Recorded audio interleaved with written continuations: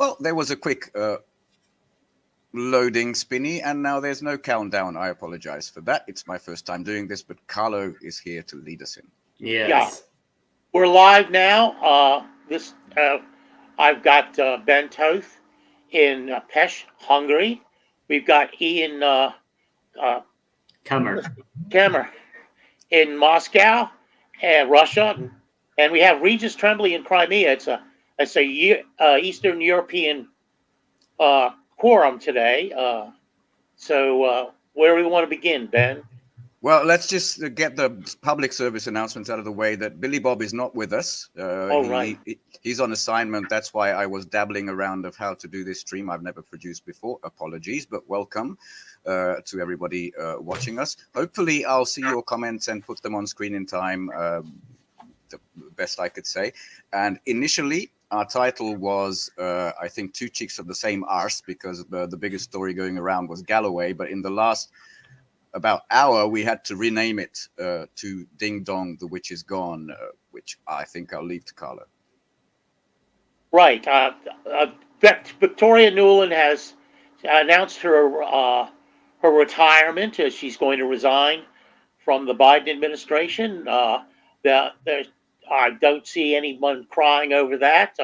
She was a vicious imperialist murderer by any stretch of the imagination.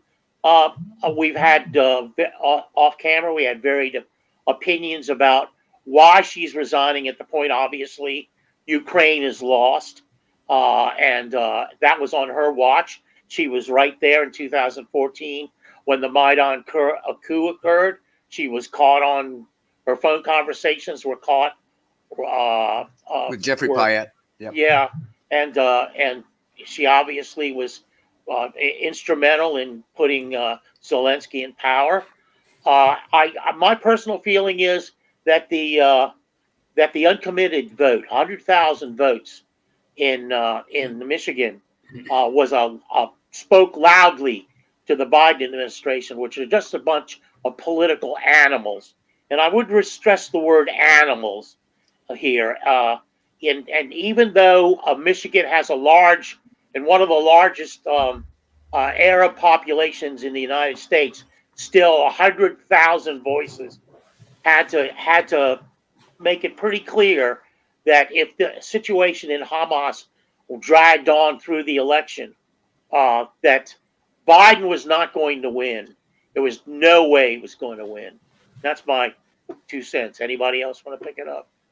Chances of that are increasing. I'll do a little bit of speculation, which I got from DD Geopolitics, previously Dombash Devuska Sarah, amazing girl. And apparently it's kind of hush-hush, but there might be an investigation coming up in the next couple of weeks. The statement from Antony Blinken said in the coming weeks she will resign from her post. Interestingly, nothing given, just the praise of her previous work. But that investigation is going to go into the billions that went into Ukraine before 2014, basically the prep for Maidan, where I think there's video of also saying we invested 5 billion or something like that. It might be 10 billion. And in the US, I think that's the biggest sin you can commit. An investment with no returns might be the thing that caught up with her, but she'll probably live in a farm removed from politics. What do the Easterners think about? I mean, one thing we can all agree on, and I've seen it on social media, is huge celebration that the witch is gone. What do you guys think? Well, I think that was, if there is, assuming, and it's all rumors at this point, but if we assume the rumor is true that there is an investigation, I think it would be sensible to, and this is very common in Washington. If you've committed, a dozen crimes, they'll pick, the most innocuous one and ignore. That's what they did with Hunter Biden. That's what they do. People generally say, oh, well, you did this bad thing. So I think, in comparison to what happened in 2022 onwards, the corruption in 2014 is just, a fraction of it. True. Yeah, it's the innocuous things. So if you're going to take her down for something, it is probably just as a political decision to pick some mishandling of funds in 2014 rather than, the elephant in the room, just the billions that went missing in the war profiteering that happened February 2022 onwards. Probably. And Regis, I'll hand over to you, but let's not forget that she was on one of her unannounced visits during the whole reshuffle when Sierski got into the front, replacing Zaluzhny. What are your thoughts? Yeah, I think the resignation caught me by surprise. There's a big headline today in Russian media that I was reading, details to follow, but I immediately thought, well, the timing of this. There's not a lot of time left, 9 months, 10 months in the Biden administration. As Carlo pointed out, that primary election, the Democratic primary in Michigan, was I think a knockout blow to Joe Biden. Michigan, such an important state with a large Muslim population as well. And now you see Newland resigning. I don't think she was fired. I think that would be such a black eye for Blinken, for Biden to fire this woman, unless they're looking for people to throw under the bus. That was the only thing that I could think of. It's been rumored that they're going to throw Zelensky under the bus. And when I start thinking about the stuff that I've read in just the last couple of days, Vitaly Klitschko, the former heavyweight boxing champion of the world, came out again in public, and he said that Zelensky firing Zaluzhny was a huge mistake because he was so popular, the most popular one. Yeah. By the way, that was in Europe. It's La Repubblica, a big Italian circulated magazine. So it was amplified, not a little Ukrainian headline. Go.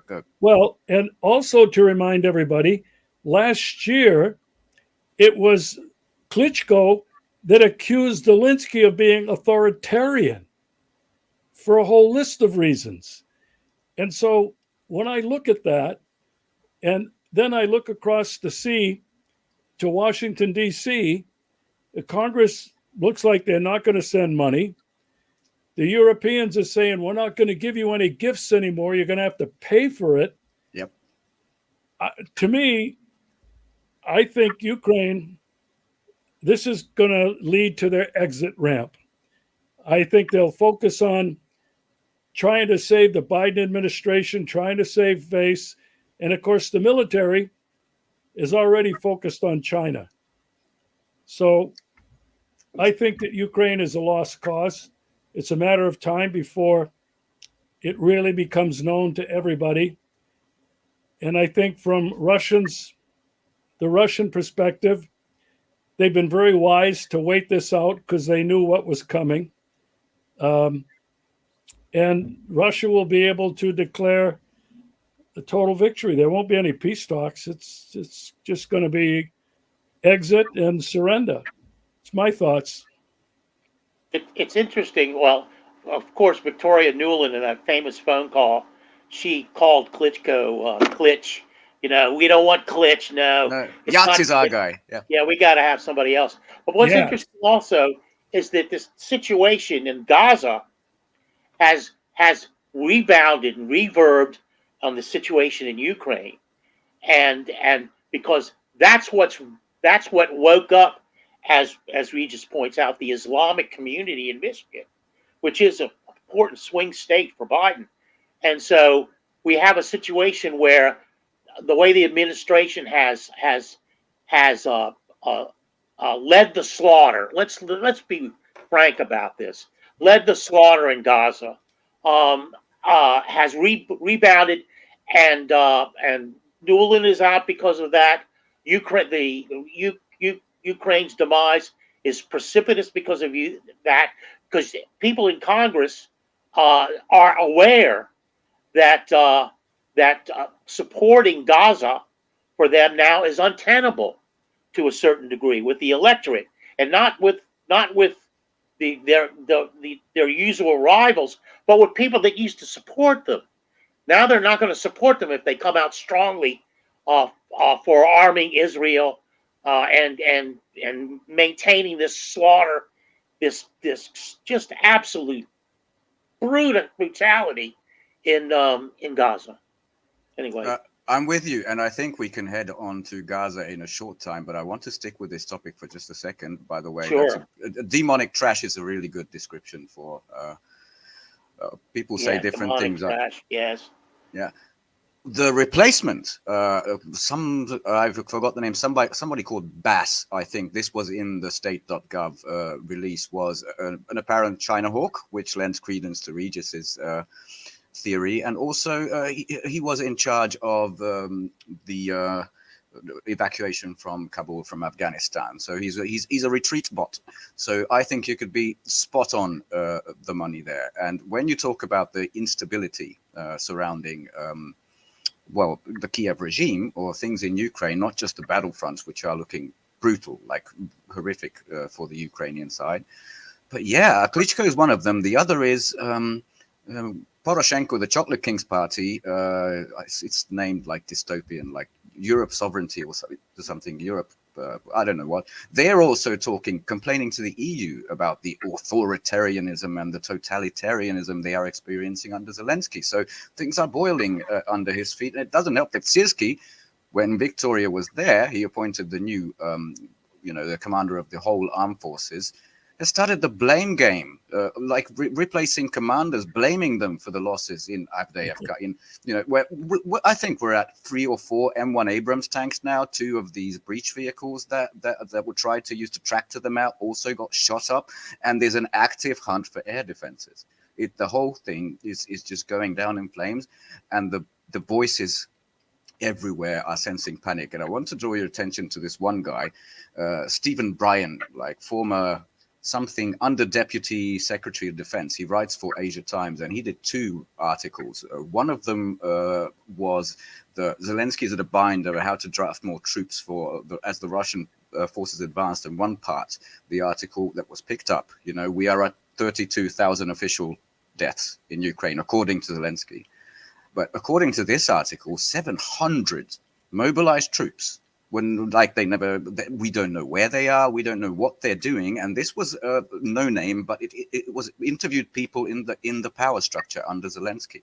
That's what this interview does. It is 700,000 people. It's just unknown where they are. I wonder if I could get your thoughts on that. And the second Stephen Bryan article, which talked about, this is the title: Nazi Rescue of Mussolini, a US model for Zelensky. Stephen Bryan. That is the title of the Asia Times article, and it talks one thing about the US might have this plan to get him out, maybe to Lvov, maybe to somewhere to the rest if things get too hot. And also there was a big admission in there, like Macron, who urged to put troops on the ground. Apparently that came from the US side. It was considered for weeks and was recommended by the US side, and then it's instantly Karine Jean-Pierre, Biden, everybody said, "Oh no, you're crazy, son."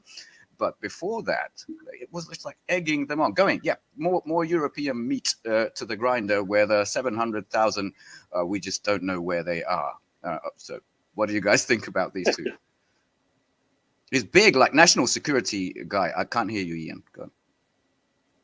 Sorry, my microphone switched off. But so there's been comments from people I've been reading that, that's the Ukrainian war effort is very amateurish, right? The press get, it's not a model of efficiency, just snatching people off the streets and just sending them to the front. So it's entirely possible that, when there's 700,000 unaccounted for, because I saw that Washington Post article you referred to. I mean, doesn't mean they're all dead or they're all deserted. It's not necessarily a catastrophe like that, or that they were never recruited to begin with. It could just be that they just very bad at it's terrible record keeping.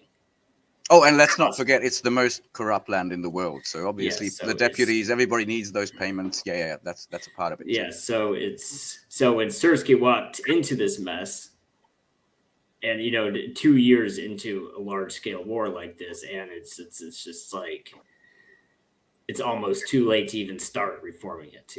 If the problem is that severe.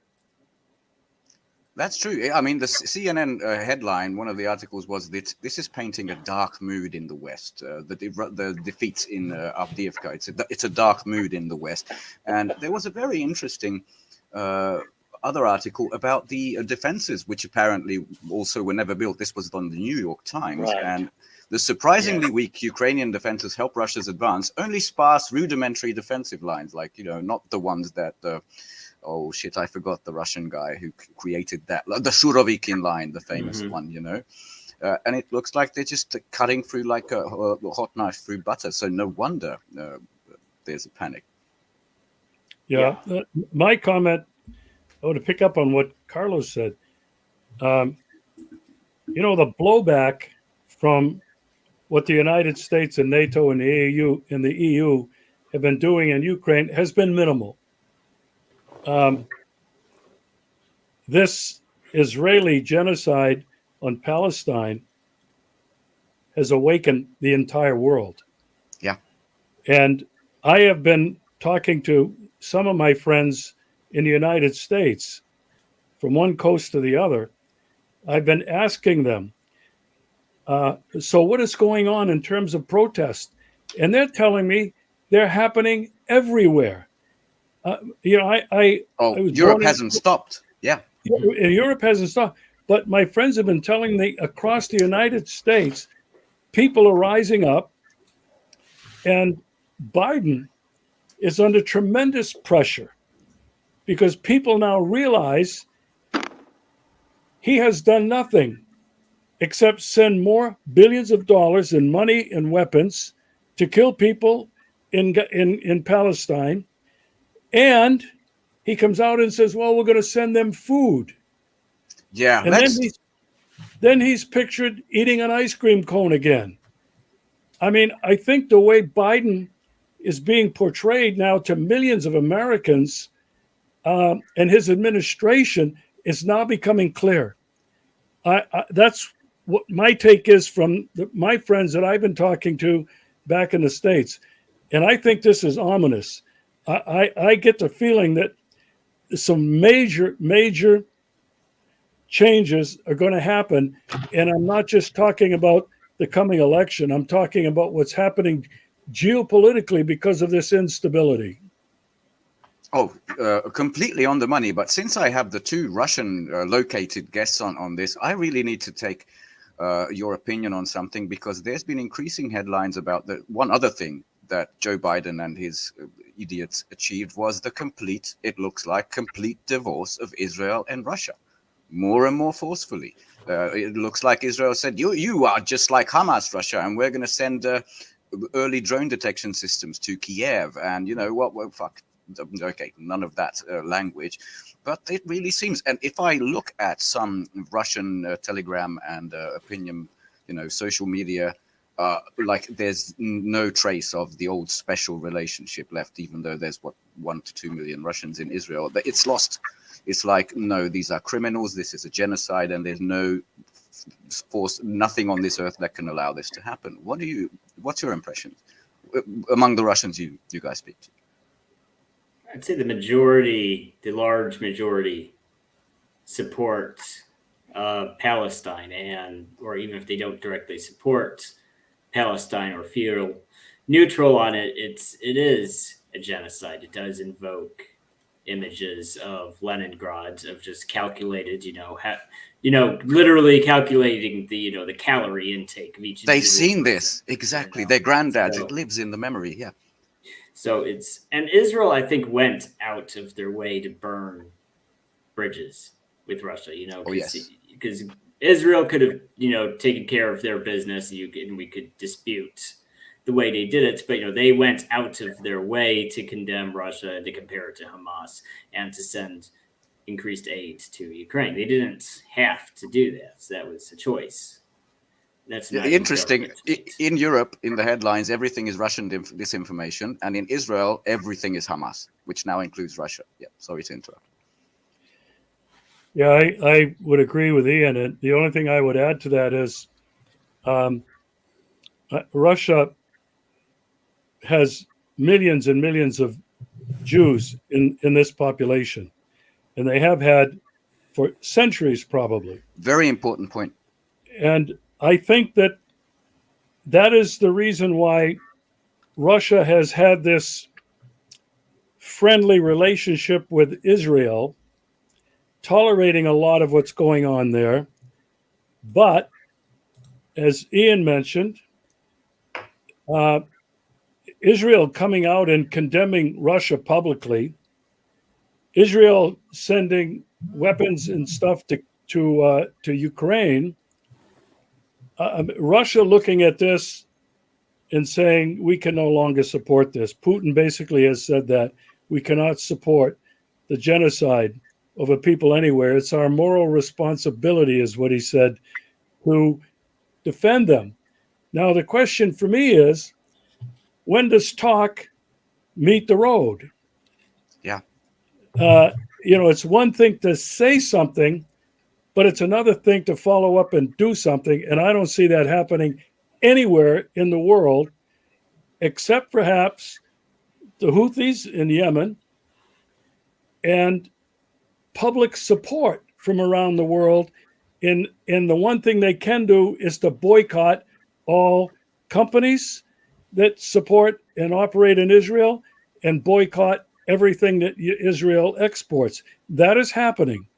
But I don't see the Arab and Muslim world coming together to defend their brothers and sisters in Palestine when this genocide is happening. Those are my thoughts. I'm with you. Yeah, Well- it's really shameful. Go ahead, Carlo. I've got four things in my head. I just wanted to say that Hezbollah too, they did fire 80 rockets into the Golan Heights recently. At least I saw reports of that. 60 of which struck targets and were kind of a shock to the settlers and the Israeli settlers in the Golan Heights.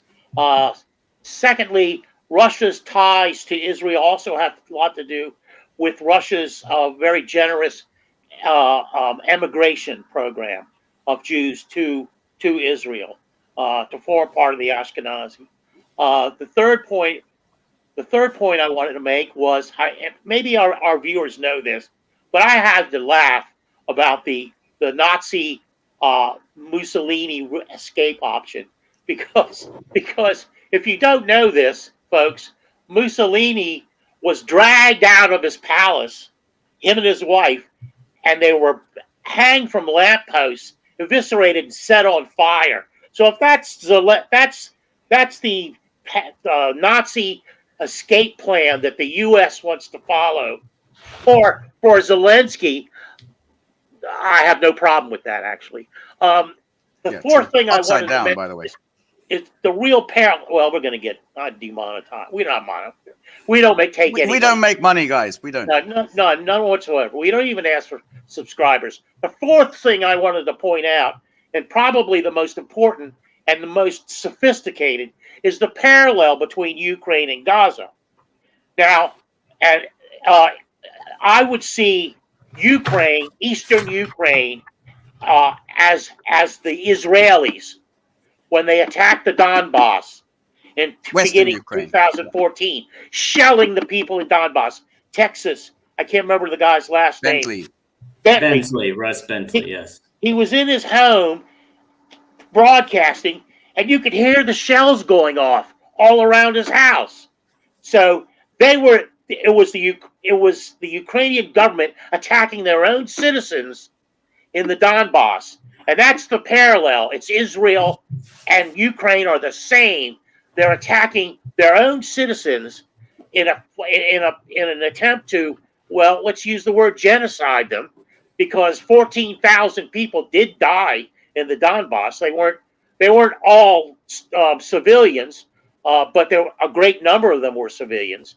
And the difference is Russia stepped in to the Donbass because they have security issues.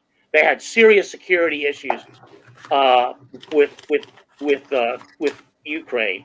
Well, they wanted nukes. Zelensky openly said it at the Munich Security Conference early 2022. I want nukes. I want to be part of NATO. And nobody said you can't do that. That was the point. Yeah. But Russia's not stepping in Gaza because they don't see an imminent national security interest.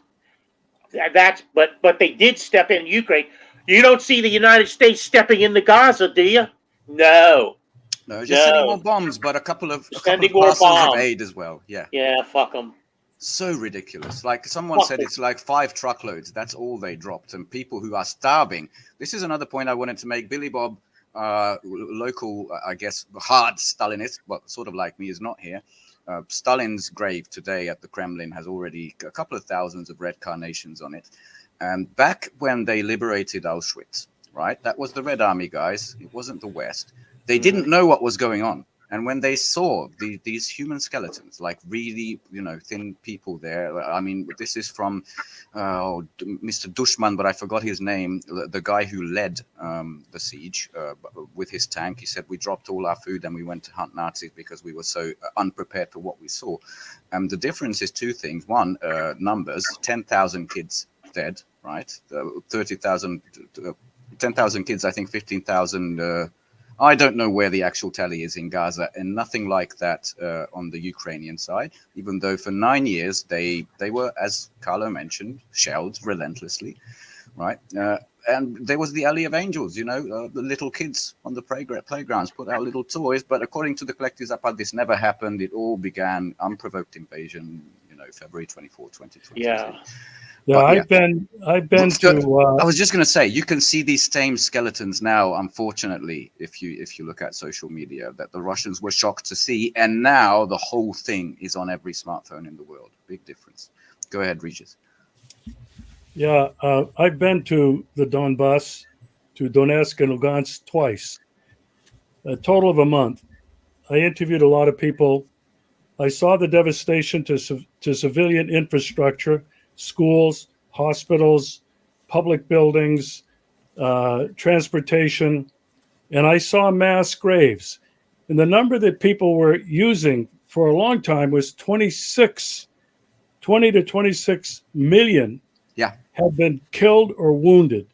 Now, the number they're throwing around now is 14,000, not million, 14,000. You mentioned Bentley, Russell Bentley, the Donbass cowboy, Texas. I interviewed him. I made a movie about his life, the Donbass cowboy. I've been to his house. I've been to the neighborhood right on the front line that's been shelled, and at that time on a daily basis. These are people, simple pensioners, people who worked in the mines, getting killed, their houses blown apart. I documented all of this in video. And the thing that really irritates me, and this is a difference between Donbass and Gaza, the rest of the world did not see this devastation. The rest of the world did not rise up against this. There was complete silence. So that's a difference. But the other parallel, in my mind, between Ukraine and Israel is the open and direct funding of billions of dollars to both Israel and the Kiev regime. Year after year. The handprint of the United States is clearly on display now for everybody to see. And we started out talking about Victoria Nuland. Ben mentioned that, very famous on television. We have dedicated $5 billion to this effort to create democracy and freedom in Ukraine. Ben says it might be 10 billion. Well, it's been over 100 billion that the United States has invested in that now in the last 10 years. And so I'm just pleased that I think the rest of the world is waking up. People like us and others are connecting both of these genocides, and that's what they are. So those are my thoughts. I appreciate the opportunity to share with you guys as always. You're eloquent as always, like George Galloway. Go ahead, Ian. You had some thoughts. Well, it's true. I mean, I think it's true. The less publicity, what happened in Donbass got much less publicity than Gaza, but at the end of the day, it's not publicity that saved them from genocide. It's the fact that, like you all said, Russia actually intervened on their behalf. So far, no one has done that for Gaza. Yeah. Do you guys, the Russian committee here, do you know the song Donbass za nami? Donbass behind me is Nami Bog and God is with us. It's a patriotic song. It was made in 2022. And one of the parts of it, like everybody turned their face away. The icons were crying. The children were dying. Everybody turned away, but not my land, but not my undefeated land. Do you know how proud people must have been who actually followed this horrific shit for 9 years, including, the Communist Party, the KPRF, and all those people to finally do something and defy the West? And that's all it took to bring slowly this house of cards just tumbling down.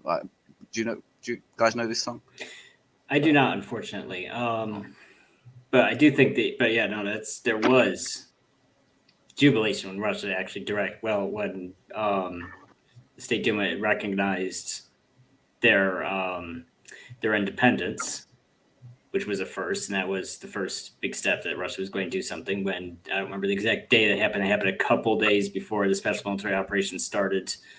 Because up to that point, Luhansk and Donetsk were even by Russia were recognized as just oblasts in Ukraine. Unrecognized, like Transnistria today. Yeah. Mm-hmm. So that was a huge shift. We also have to remember too, it wasn't even whether or not it was provoked. It was the fact that Ukraine moved 120,000 troops right up to the border, increased shelling exponentially. The OSCE documented it at the time. Yes. Yeah, my thoughts, when people try to say that Russia was not provoked, that Russia illegally invaded the Ukraine, I have written articles, lengthy articles, and I've made videos that, in my opinion, this war in Ukraine did not begin in 2014. This war is not a proxy war. I refuse to use the word proxy. It's a direct war between the United States using its vassals in all of NATO on the playground, the soccer pitch of Ukraine. When you look at all the billions of dollars that have been dumped in there, American forces have been in there. It's documented. Canadian forces have been in there. French troops, and they are in there now. But my argument is it didn't begin then. It began in 1945. Yeah. This war to defeat and dismantle, at the time, the Soviet Union. It's very well documented. I've documented, and I have documents that I'm willing to share with anybody if they ask. And from 1945 through the fall of the Soviet Union, the United States alone has continued the threats and the acts of aggression against Russia, the Russian Federation. The United States and NATO have been conducting massive annual war games. Steadfast Defender is the name of this one. 90,000 troops, thousands of tanks, airplanes, ships, all along Russia's border, including in the Arctic. And so when people look at this today and they say, well, this is just Ukrainian conflict. No, it's the American attempt. And it's publicly stated American foreign policy document to destabilize, to take down Putin, and to balkanize Russia. This is in print in the United States. People don't realize this.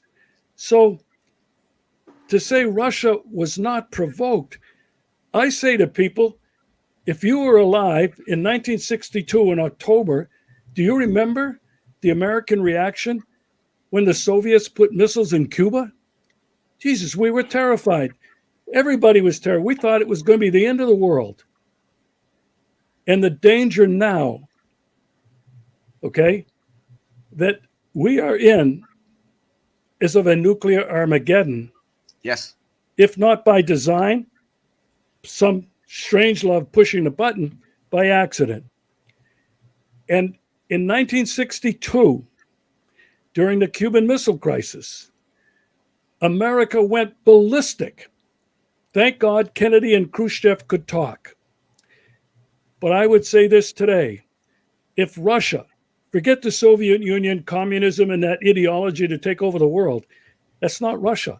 But if Russia put bases in Canada, in Mexico, in the Caribbean, the United States would go ballistic.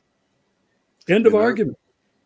That's what I believed in the 1990s, that, communism is gone. The Soviet Union was gone. Very sad for my part of the world, Eastern Europe. But now they're going to be part. I think the Russians believed it too. They're going to be part of this European family. We're going to get along. And they were taken for a ride. I also want to say hi to Paulie. And since we're talking about this, I wonder if anybody's seen that. Well, actually, I think Carlo had something to say before this. Yeah, I have a couple of things to say. I wanted to mention that Fleur Me, who had a comment earlier, she kind of followed up on or led what Regis pointed out is how do you get the general public to accept this? First, I want to mention something about the Cuban Missile Crisis that it's not a secret anymore, but it was a quid pro quo which got the missiles out of Cuba. It at the time it looked like, oh, Kennedy's a great hero. He forced the Russians to take the missiles out of Cuba. Well, actually, the United States, Kennedy and the United States agreed to take their missiles out of Turkey. Yes. As a quid pro quo. I just want to mention that because some people don't know that. And even though it's like, I see it repeated on the History Channel all the time with that footage they had. They have documentary footage and all that stuff. But anyway, I also wanted to say the point that Fleur Me made and Regis also made was how do you get the public to Fleur Me was talking about the social comments and how far people had to go. That they still think Ukraine, Russia invaded Ukraine willy-nilly. There was no coup in 2014. There was no shelling of the Donbass. There was no threat to national security. And now we have the 12 CIA bases along the border, which could be another reason. That was a big leak. That Russia thought maybe this is time to go in. People, they're idiots. I mean, I'm sorry to do this, but I read a lot of. Sometimes I rush through the articles to get to the comments, and I know it's going to be painful. But speaking for the American people at large, they're idiots. They're ninnies. They don't know what the fuck that's going on. Both MAGA and Russiagate assholes. They just don't get it. They're slaves to the corporate media. They're not interested in anything. I wish I could get around more. You could take a microphone and a recorder and ask people the simplest question, like, who's the president of Ukraine now? And they won't know. Or, they'll get the name wrong, or they'll know that they might know Zelensky. Maybe 30%, 40% will know. So they're not engaged at all. So programs like us are programs that are far more popular, like whenever Scott Ritter's on or Doug McGregor's on, anybody like that. It's even though the numbers are big, the vast majority of people are not engaged. And if you don't get them engaged, nothing's going to happen. I want to comment on that if I can. Sure. Yeah, that's why I left it up. Go ahead. I would not be as harsh as you, Carlo, in calling them names, but I know you're going to agree with me. What has happened, and I describe it now, is that all of us Americans have been hardwired here in the brain You can call it propaganda, but it goes back to our education, going back not just decades, but a couple hundred years. We were taught formally and informally that we were the exceptional nation. We were spreading freedom and democracy around the world. We were a force for good. And this has been hardwired. We heard it in church. We saw it in civic celebrations. We saw it on the 4th of July, on Memorial Day. And what I believe is, it's easy to say that Americans were believing propaganda and they're stupid and it's their media. It's been our entire society that has created this mindset, which I believe, from my experience, is impossible for most to break out of, because to break out of it destroys who they are, who they see themselves as individuals, and how they see their country. And I believe that is just too much of a difficult task for most Americans to do. It's obvious that the four of us and millions of others have had an epiphany, have broken out of it. And for many of us, it's been a very traumatic and difficult journey. But that is what I believe has happened to people. I can't speak about Europe, but I can speak about the United States. I cannot blame them. As much as I would like to say how blind they are, I cannot blame them, because I understand the image that has been hardwired into every American forever. Well, go ahead, Ben.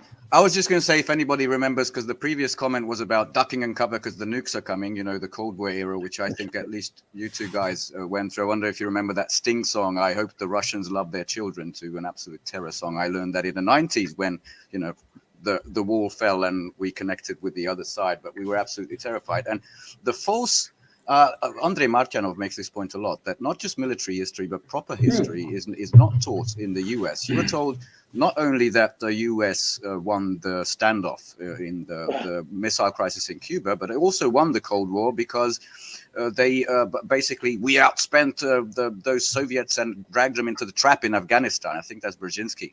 And I wanted to ask you, this was a previous kind of thought, anybody seen the new Dune movie?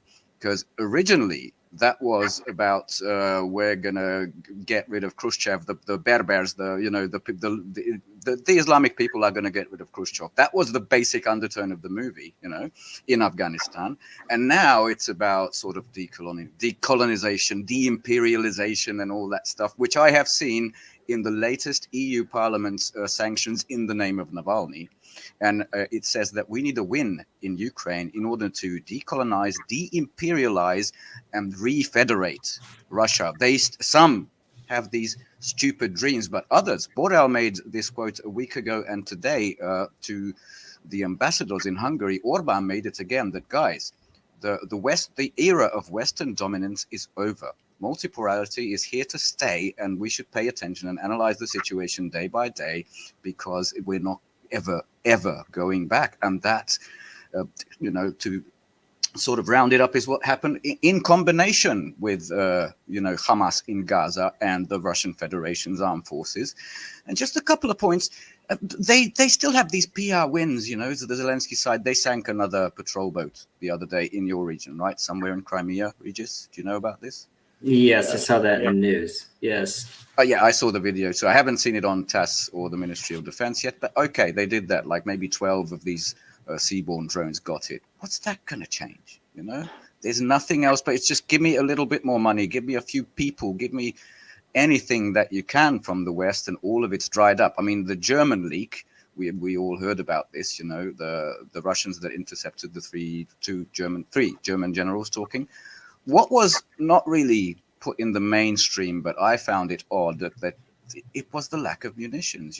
Storm Shadow and Scalp, the British and French cruise missiles, were basically out.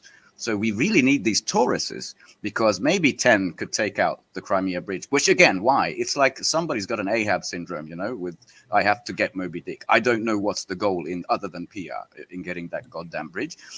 And then we have maybe 50, we can send in a tranche, and we have another 50 and we're out. And that's what's happened to Europe, guys. The French media is talking about there's a gunpowder shortage, unfortunately, because we need a special kind of cotton that China used to supply. But then for some reason, a couple of months ago, they stopped supplying it. Well, that reason was the US did this whole forced labor in Xinjiang. This isn't confirmed in the article, but I'm virtually certain that's what happened. The US cut you again. So you can't make ammunition. And what's beautiful about this is like all the 32 countries in NATO, they were demilitarized by the Russian Federation. And if that's not something other than Nuland's resignation to be celebrated, I don't know what is. But you're right on the caution side, Regis, that the nuclear war aspect, since they've done the salami tactic, like we cross this red line, that red line, they won't mind if we cross another one. That's dangerous. On to you, Ian. Sorry. No, you're good. But on that note, though, it's interesting how you remember the Russians have to cannibalize washing machines for chips. They have to do all that, and now Russia doesn't have to. I remember that was all over the news for a long time. In Russia tatters, doesn't have I tell enough you. ball bearings, not enough ball bearings. That 18th century, ball bearing that's existed for 250 years or longer. They don't have enough of those, and now it's at the same time they're a threat to U.S. satellites. Yes, at the same time, but also then it's not Russia; it's Europe that's running out of basic things like not enough glass, not enough steel, not enough gunpowder. It's kind of, it was projection this whole time. It was them who were dependent on imports, not Russia. And now, good luck. Your import dependence on the US, which I think they'll discover very fast. They already have. It's a far less reliable partner. Well, Biden already cut the LNG, or not cut, but the exports froze more export contracts for LNG from Texas, and it's just like, well, that's kind of funny that they said, oh, Putin's weaponizing energy, so get. I remember like Ben Hodges said this, just one more year of pain and then you're free from Russian energy dependence. And now, right after that, Biden's like, oh, just kidding. We're cutting LNG exports. Yeah, Ben's not an American, thank God. Yeah, I didn't. I wanted it for a second. Sorry about that. It really is good to have Ben and other non-Americans on the show, because they provide a different perspective. And people will automatically think, well, Americans are always going to have this perspective. But Ben provides this alternative view. Ben, you've been so meticulous in your research, right, on a daily basis, and you've been so articulate. And I hope that all of the viewers here appreciate that. I know that Ben has been a guest on my show several times. He's very popular, provides that different view that Americans just don't get. End of show. Goodbye. See you on Friday. No, I'm joking, but thank you very much. I feel that. Yeah, I like to add it. Ben provides us every week with what we call the cheat sheet, and it's ran 14 pages, 15 pages recently. And I think this one was 11 pages. So we get a detailed report on what's happening all around the world, organized in a way that we can get prompted to go and do further research on the subject. So he's invaluable to the program. I want to say that on air. And talk about articulate. Billy Bob said, have a good show, but not too good. You're going to make him jealous now. But the last thing he said, there's a great deal to unpack there. And I have no further comment on that. So where do we go now? We want to go to, I think we can end where we sort of began, if you guys agree. Like our original title was Two Cheeks of the Same Arse. Mm-hmm. And I absolutely want to celebrate Mr. George Galloway, MP for Rochdale, the by-election, which he took by storm. So bad, as in for the establishment in Britain, so bad that little Rishi Sunak had to rush out and do an emergency statement like, we're in real trouble. There's extremism, far left, far right, and it's all tied to Mr. George Galloway, who's seen like thousands of people join his Workers' Party organization ever since then. And he is such a delight. He is teaching for correspondence, these unbearable Sky and BBC people an absolute lesson of adverse journalism or adverse subject to journalism. It's wonderful to see. And I do believe that's part of the process. I think Paulie or someone else said that this waking up, like ripping your eyes open, is going to speed up now. I think that Newland was a huge sea change. I think the elections in the United States were a huge sea change. And part and parcel of that same process, I think, is Mr. George Galloway, the Lion. What do you guys think about his appearances and what he had to say so far? Well, I was glad that he didn't blame it all on Putin. Yeah, Europe is used to that. Yeah, I love the way he called out labor too. Yeah. It's time, man. It's time to go back to a real labor party. It's time to sing the Yarrow song. It's time to get back and support the miners, and that's in a real way. And Rochdale pointed that out to everybody, including labor. You better step up now and not be a bunch of toadies to great. I wondered. I watched one of those interviews he did with that guy from Sky News or whatever, and he just destroyed this guy. But the thing that I thought was, are they going to do the same thing to him that they do to anybody else that steps out of line? The opposition is still powerful. Yeah. And, this was the first thought that came to my mind. When you hear a firebrand like Galloway, who's so articulate. He speaks as former diplomats used to speak. Yeah. Incredible intellect. And people are relating to him. I don't think there's any doubt about that.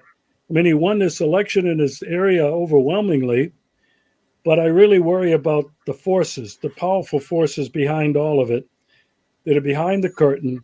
We haven't talked about tonight, but it's those forces that really are controlling what's happening globally. I worry the same thing about Robert F. Kennedy in the United States. If he ever gains any traction and gets into the debates, you talk about Trump supposedly going against the mainstream. Trump is one of them. But RFK Jr. Robert F. Kennedy is not, and he may suffer the same fate as his father and his uncle. Well, except if it's on Israel, because then every presidential candidate is equally, kind of sycophantic about it. Ian, you had something to say? No. Galloway, I was just... Galloway reminds me a little bit of Claire Daly and Mick Wallace in the Irish. By the way, Irish Supreme Court, I think, or something high level, they were the ones who passed absolute sanctions on Israel. It's not just Claire Daly and Mick Wallace who are the heroes of the European Parliament. I think them getting up and pounding away every day on Ukraine and Gaza has had an effect on the general population of Ireland. It's small. We're relatively small, but it can happen in a smaller country like that, much smaller than the U.S. But I really think they've had an impact. The Irish people were put upon, by the English for so many. First colony of England, yeah. Yeah, they were just, they know what it feels like to be Gaza. They, in their history, it's in there, and I think Claire Daly and Mick Wallace pounding away every day. They know what it feels like to be in the Donbass. So playing on that, or not playing on it, but just naturally bringing that about has made the change. Now, here in the United States, I hate Trump. I think he's a piece of shit. But obviously, there are powerful forces going against him. Yeah. It's like it's not all Trump bad, sort of thing. there are people that want him out of the way, and it serves he serves as an example of what can be done.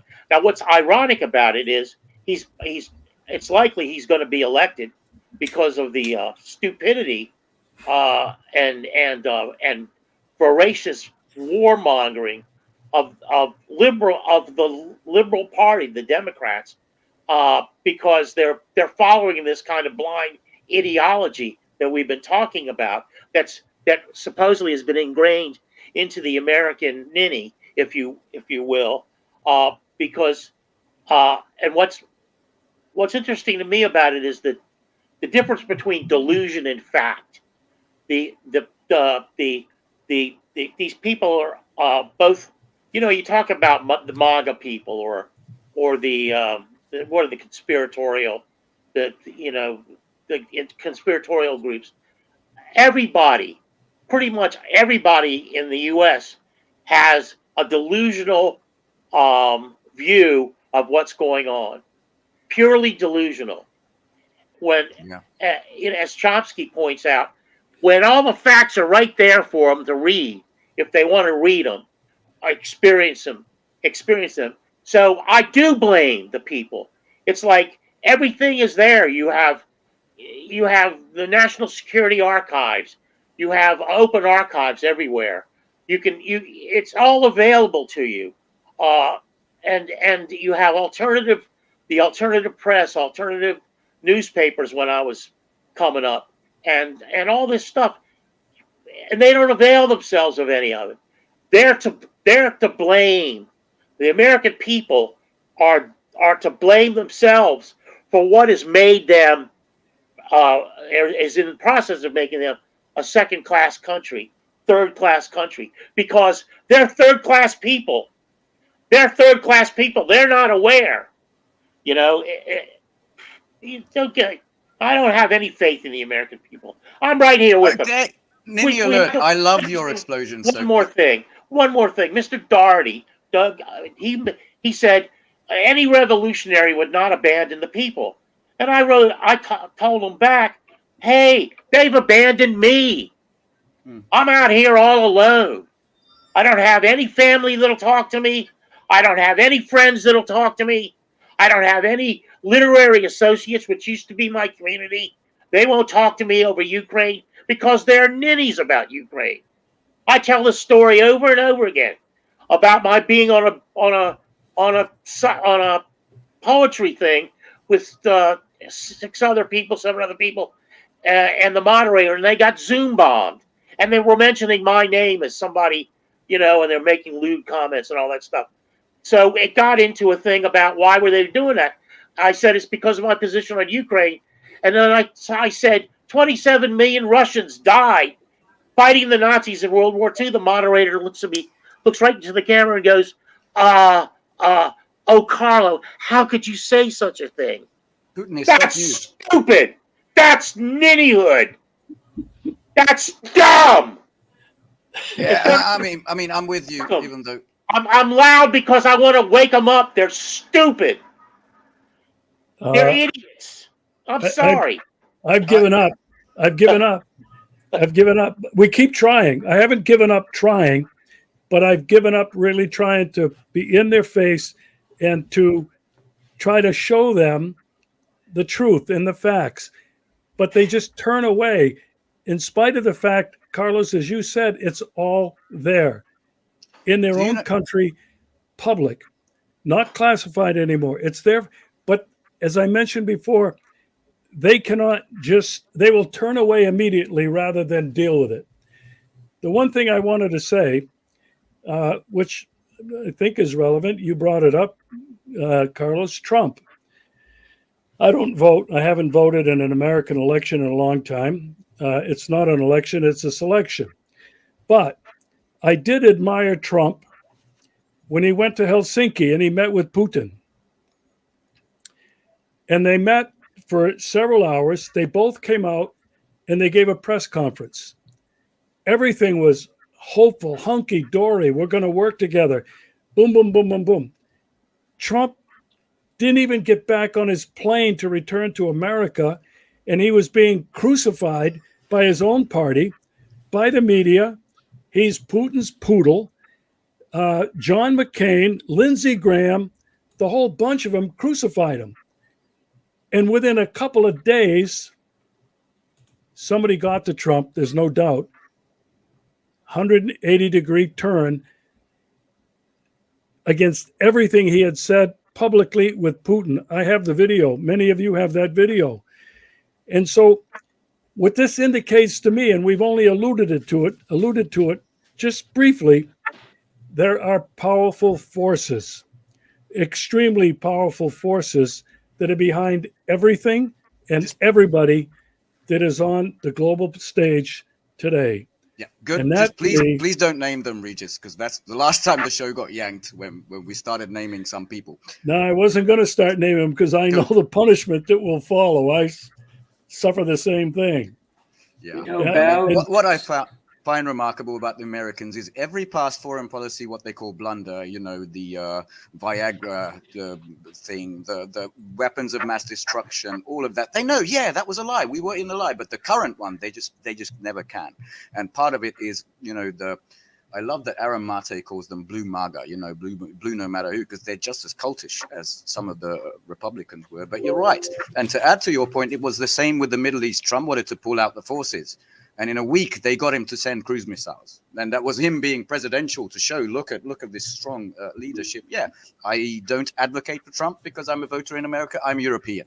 I like that he's a chaos bomb who might draw back the tentacles of the U.S. empire, at least from my part of the world. That's pretty much it on my end. Ian, I know you had something to say. But, you know, as far as, you know, the average American voter, the average American citizen who has a job, who has kids, who has family, you know, the average person isn't going to do a deep dive into these topics because you just don't have the time or the energy to look into, you know, world geopolitics. And if you do a deep dive into it, doesn't, you know, what's the typical person's starting points? You know, you're going to look at the news sites, you know, and they all say the same thing. So it's like, so if you're just doing surface level analysis of the information presented to you, it's going to be all fictitious. So, you know, the average person doesn't even, and like what Regis said earlier about, you know, how, you know, from birth we're given these stories, you know, you're not going to have any kind of that starting point to begin to deconstruct the propaganda that's presented to you.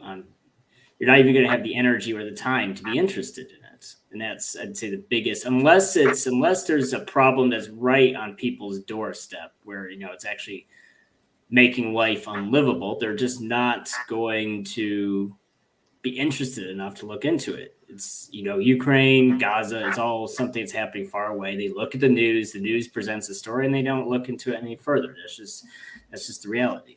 Can I go ahead, Carlo, and then I'm going to wrap it up with a bit of positivity. I kind of agree with what Ian's saying. If this program couldn't exist, I agree. Maybe 40 years ago, because the way, you know, 40, 50 years ago, the way I cut my teeth was there was a bookstore called Common Concerns, and they had a large array of alternative magazines. Now, you know, you could go to Kramer Books, which was like the more conservative place, and then you had Foreign Affairs and all that. At Common Concerns, you had Covert Action Information Bulletin. You had The Nation at the time. You had Seeds. You had NACLA. And they were all far left magazines at the time you could learn. Now we have the internet, and they're all available on the internet, and you can learn. There's about things. You can listen to Ritter. You can listen to Doug McGregor. Don't listen to him on immigration because, you know, he reminds me of like 19th century immigration or early 20th century immigration. When my people, the Italians, came over, and they were considered dirty, swarthy, get rid of them, you know, and we proved them wrong by forming mafia. The mafia. And so, quick interjection to Carlo's major point. Yeah. Just catch Bloomberg, who did this headline: "Immigration rage drowns out the U.S. labor market's dire need for workers." For example. Hello, that's the moneyed class talking to you. Anyway. Yeah, there we go. And who's going to work in a chicken processing plant, or who's going to pick the vegetables? Certainly not Americans. That's a true thing. So the I kind of lost my train of thought, but anyway, I want to fault Trump's use of immigration and general politicians' use of immigration, because really this is the same kind of racist, xenophobic rhetoric that has always pervaded the United States. I mean, Native Americans, African Americans used as slaves. It's a cut of the same Irish indenture. Now, I would say that what happened to the Native Americans and Africans was far worse than, say, what happened to an indentured servant, or what happened to my people, because we knew how to take care of ourselves, and if we weren't going to be able to play in the open marketplace, we like the Jews or the Irish, we just went and became an underground marketplace. The mafia, the police, mayoral positions in big cities, that sort of thing. Corrupt as the day is long, but we were just following the U.S. model. It was corrupt at the core. The Constitution of the United States is corrupt at the core. So I don't know where I was going with that. No, but that's true. I just saw an SVR veteran, as in Russian intelligence veteran, share an open letter about exactly how corrupt the U.S. system. It's never going to make it to the Western media at all, but it's been shared. So I want to sort of round it up on the big picture kind of positive statement and get final thoughts from everybody. I don't know what you think. You've been generous with your time again. On your point, by the way, Carlo is the guy who carried like this huge heavy camera around and got, these VCR things to actually get the journalism. He knows what he's talking. One of these old style guys. But the thing is, I want to emphasize, one is media is they're less trusted in the US now than Congress. And I don't know where it is, but it's below 10%. Everybody is abandoning them in droves. Like, as you said, there's alternatives. We're a tiny little bunch, but there's also, Rita Matyanov, all sorts. George Galloway's mother of all talk shows was more successful. It's huge. I think a huge part of his re-election as well. There's all sorts of places to get information. A lot of people like Regis, who has a VPN to access us, a lot of Europeans are getting VPN to access RT, to access Sputnik, to access TASS, to get the other side's perspective.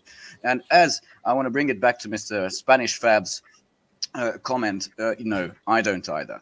But basically, that's the way it's always been. But there's another factor. When your salary gets bitten into, you have unexpected expenses, you can see your living standards just going down the drain, which is happening across Europe. The tractors never stopped. The Germans have now come to a halt because all the public transportation workers are on strike. Lots of things closing, and the same is in a miniature or a slower way happening in America. People start paying attention to, why the fuck is this happening when everybody's telling me Bidenomics is working? We have a look at the stocks. It's such a fantastic economy. And they feel, well, I have to pay 3 times as much for a dinner than I had 2 years ago. That's when it begins. And that is good news, that there's actually alternatives. So 2 things, alternative voices to be heard, even if you disagree with them. As I said, I'm a communist. I don't think our bottom 2 speakers are, but I'm very happy to talk with them. I'm happy to see the Russian and the other perspectives. As Regis said, it's all about getting more info. But if you don't have time with it, go to where you trust, someone who's been honest and reliable. I think that's happening in a big way in the world. What do you guys think? My final comment will be piggyback on what we've been talking about and what Ben just alluded to. There's another reason why people in the United States, even if they have begun to discover the truth, there's the fear of speaking out. the fear of being socially isolated, the fear of losing their jobs. This social isolation is powerful. I personally know people who will tell me privately, I believe everything you're saying, but if I were to say this in public, I'd lose my job, I'd lose all my friends. Most of us probably have lost friends, family, relatives, Thanks, Pete. because of the positions we've taken. Social isolation is so powerful. I just want to say, well, go ahead, Ian. I lost. I want to respond to that, and then Ian's next, because quickly, Yeah, sure. they were used to be called the Eskimos, now they're called the Inuit. That was the biggest punishment they thought about, is we no longer see you. You are outside of the village. You can no longer, if you're there, we don't see you. That was the isolation. And a lot of people, yes. I mean, when Europe and US talks about cracking down on disinformation, they mean anybody who speaks something else, we're going to take your money, freeze your stuff, take your jobs, silence you. There's a lot of that going on, but I'm not sure we're losing.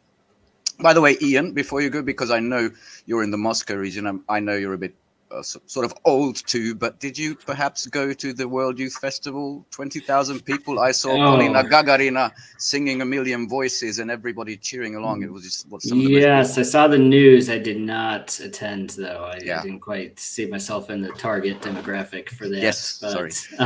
But you're no, not as young as we are here. Yes.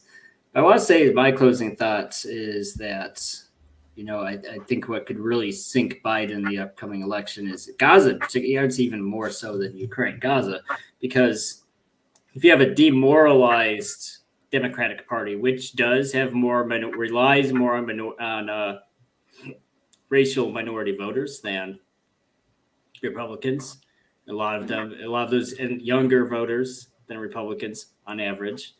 And if they're just demoralized, so it's not even so. I mean, most people, switching parties is rare, but what could happen is a lot is that they're just demoralized. They're angry. They're demoralized. They stay home, and that might just be what sinks him in that election, especially in those 5 or 6 swing states that he needs. Good point. Well, all right. I had a lead us out, Carlo. You let us in. Mm-hmm. I'm listening to Regis and Ian. I'm losing my train of thought. So if you have something to say, Ben, say it. Maybe it'll come back to me. I was just going to say thank you for all the commenters and the viewers who were here. And hopefully we should be back on Friday. And on March 15, Billy Bob should be back with us as well. But if that, Paulie, thank you for being here. One of the constants of our show. And one more chance, Carlo, whatever you want. I maybe I'll come back to it, but I want to, that's right. This is what I wanted to say. One of our viewers, I can't remember his name now, said people come home and they sit down, they watch CNN. Well, I know in the United States, I get a lot of flack because, if I publish something, I might, a book or something, I might sell a few dozen copies or a couple of dozen copies. And people are always pointing out to me that, well, you can't be that good because nobody buys your books. Well, I'll tell you something. Watch Scott Ritter. Every show he's on, he outstrips CNN viewership by a huge margin. And both of them have worldwide distribution. They're all, so it's a level playing field, except that Scott is on YouTube, which is considered a minority, a more egalitarian, let's say, media. But he has far more viewers than any of the CNN programs. I mean, and watch George Galloway. He's tremendously entertaining. If you want to be entertained, he makes the CNN people look like you're watching, wallpaper or particle board or something. He's much more entertaining, and he has a huge audience. So, if you're going to sit down on your couch Don't tune in CNN and have them lie to you for 45 minutes or an hour. Don't tune in Fox and have them lie to you from their perspective. Getting is their perspective. You're not getting any facts. You're not getting any history. You're not getting anything you can use in your head. They're just trying to manipulate you. Go to the alternative people. Many of them. I mean, go to the Gray Zone. Go to Covert Action. Just go. I mean, if you're too lazy to read, there's all kinds of alternatives. Go to Douglas McGregor. He's great on Ukraine. Don't listen to him on immigration, but he's great on Ukraine, and he has a huge following. Go to Larry Johnson. Go to McGovern. Whatever. I can't remember his first name off here. He's ex-CIA guy. What's that? Douglas. Yeah. Ray McGovern. Right. McGovern and Douglas. Yes. But anyway, that's my plea. That's my plea to the people of America and the world. Go to these alternative people, and if you're too lazy, you can have your beer and you can sit down at your TV dinner and you can watch Scott Ritter and learn so much more and so get serious truth about what's going on. And you don't have to watch CNN. It's a brave new world, folks. You don't have to run down to the local bookstore at DuPont Circle in Washington, D.C. like I did and get the fucking journals every week. Come on, man. Step up, people. I think and hope a lot of people are already doing that. But on that rare positive note for Carlo, thank you very much for being with us and see you on Friday. Take care. Bye. Bye.